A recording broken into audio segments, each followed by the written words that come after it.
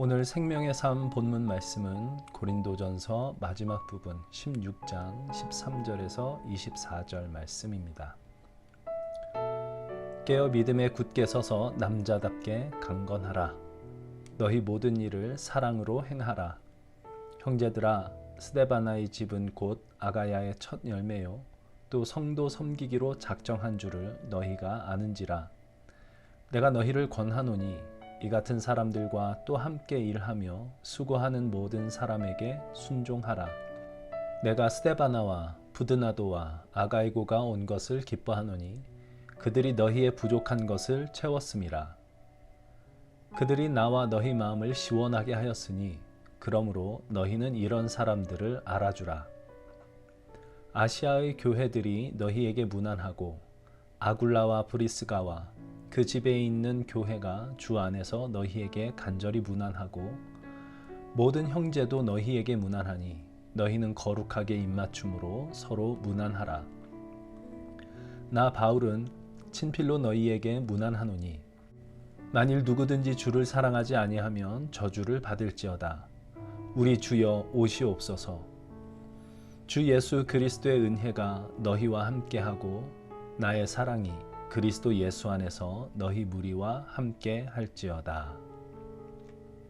사도 바울은 고린도 교회에 보내는 첫 번째 편지를 마치면서 깨어 믿음에 굳게 서 있을 것과 모든 일을 사랑으로 행할 것을 권면합니다. 이것은 앞에서 바울이 고린도 교회 교인들에게 했던 모든 질책, 권면, 축복의 요약이라고 할 수 있을 것 같습니다. 깨어 믿음에 굳게 서 있는 것, 그리고 모든 일을 사랑으로 행하는 것.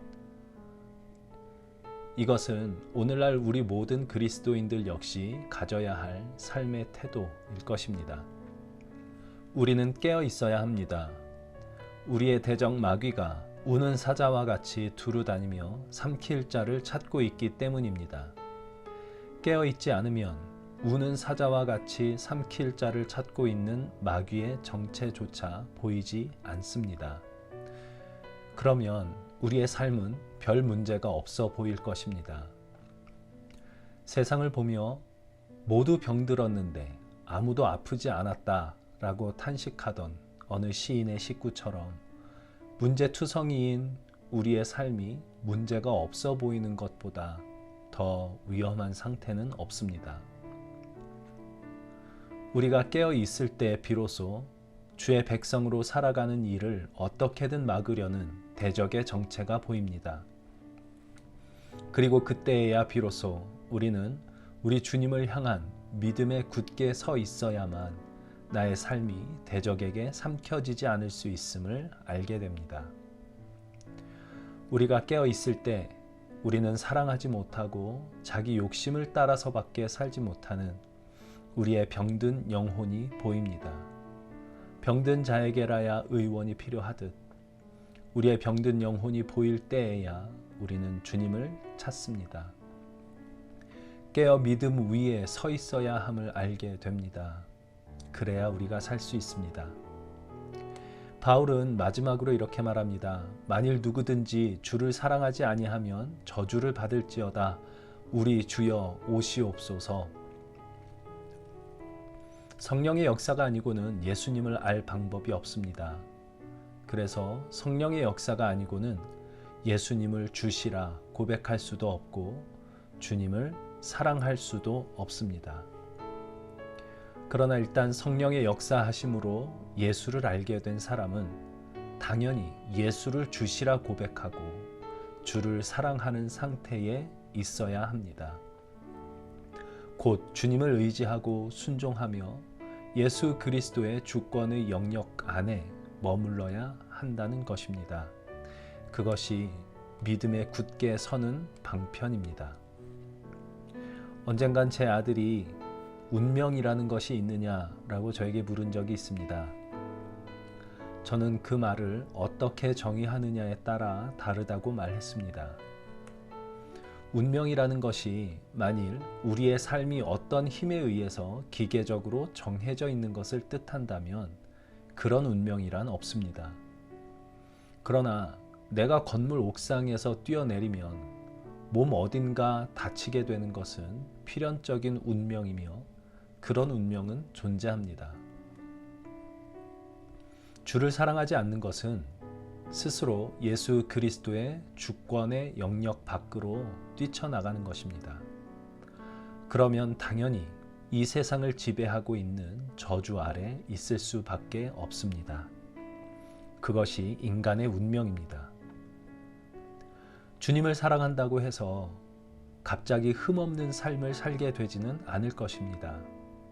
오히려 주님을 사랑하면 사랑할수록 주님을 사랑한다고 고백함에도 불구하고 그 사랑의 고백만큼 순결하지 못한 자신의 불의함과 연약함을 보게 되곤 합니다.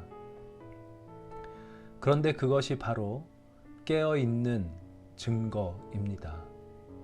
우는 사자와 같이 나를 삼키려는 대적을 보는 것, 그 대적에 맞서기에는 너무나 연약한 나의 모습을 보는 것입니다. 그리고 주님을 의지할 수밖에 없음을 다시 고백하는 것. 깨어있다는 것은 곧 주님을 사랑하는 것입니다.